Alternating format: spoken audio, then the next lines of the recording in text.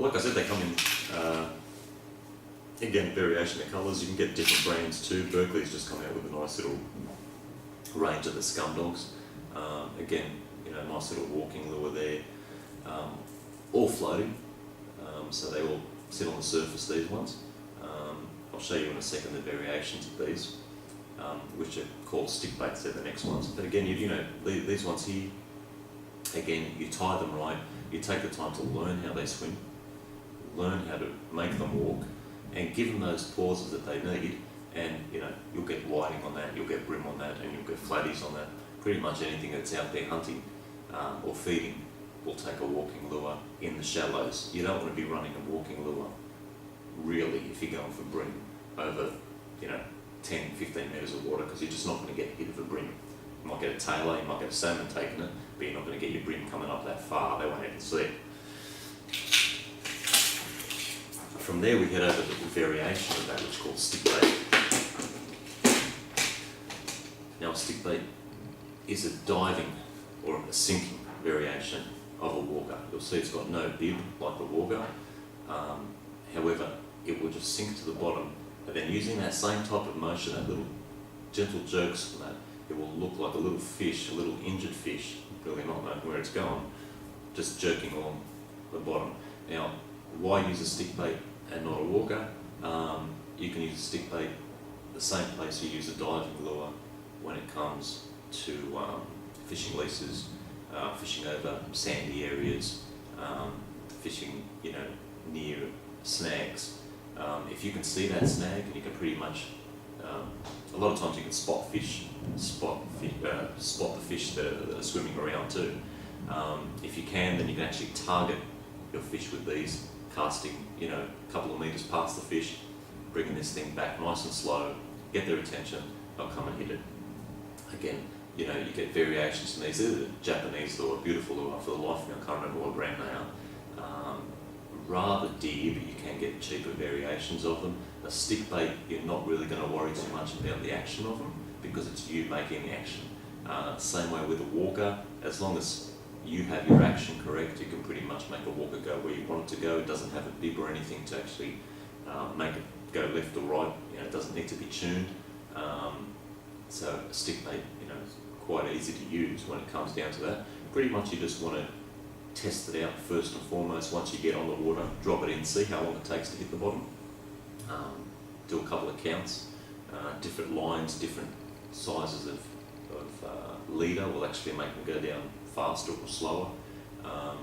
So, you know, if you do put one of these on an 8-pound line, let's say for argument's sake, it may sink a little faster than what it did on your 4-pound. Next thing you know, you're snagged up. So take a bit of a leaf out of the book and just make sure that you're doing that correct.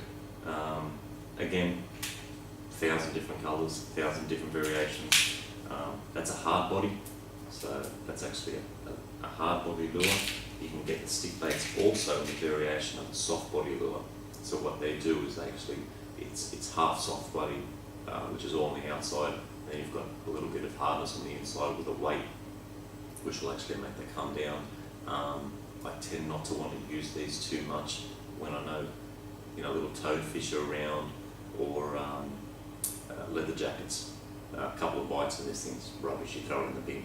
So I try to use this primarily a lure with a soft body for whiting, or if I know that I'm just going to be targeting bream and hopefully there isn't too much else about. Sizes again. This stick bait here is a sinking stick bait again. It's got 2 fins on the back though, which makes this sink backwards rather than downwards.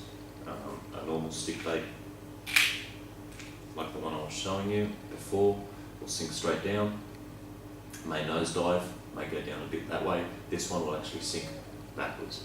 Now, those 2 fins at the back make it do that. Now, why do we want it to sink backwards? Well, it's quite simple. A lot of these bream are going to be hiding under tree stumps, underneath little rock ledges, inside oyster leases, and if you don't want to get that lure right on top of that and lose it, cast just before it, or just after, bring it over nice and slow, and then just let that thing go back down towards your snag or your lease. You tend not to lose as many lures by doing that. But as she goes back down in, give her a flutter back up, let her go back down in, flutter back up.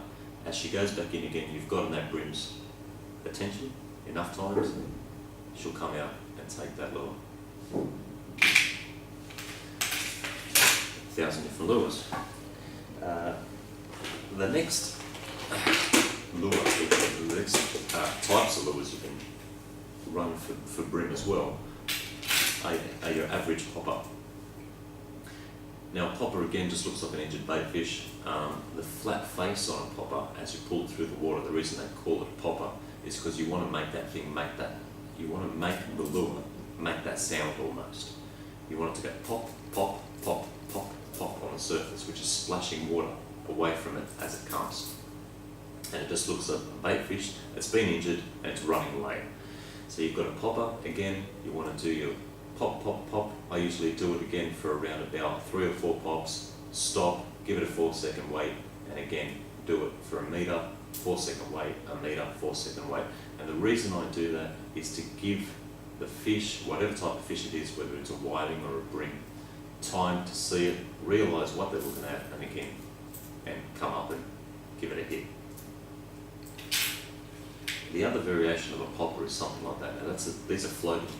Most poppers are floating poppers. They'll just sit on the surface waiting for you to do what you need to do.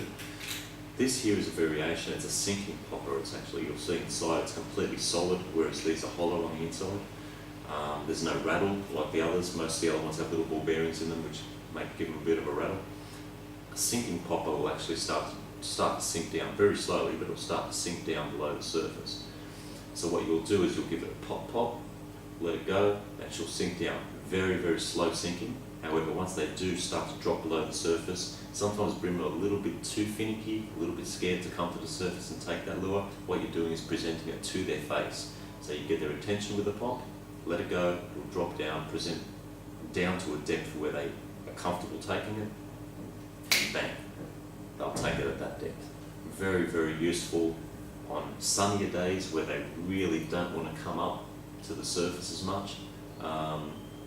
You know, you can give it a pop around a lease, whatever it may be, let it drop down, and bang, they'll take that.